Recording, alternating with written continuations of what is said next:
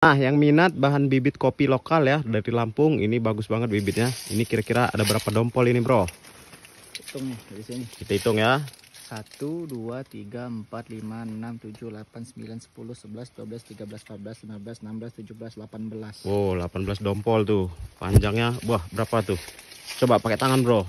1 meter. 1 meter, bro. Ini bibit lokalan, yang minat boleh ya chat-chat kita nanti.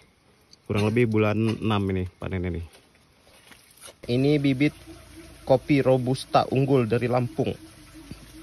Tuh, dompolannya seperti ini. Dan ini kita sedang proses sortir ya. Ini yang untuk benih, untuk bibit nanti kita sortir yang masih seperti ini. Ini kita kumpulkan di wadah seperti ini. Mantap ya. Tuh.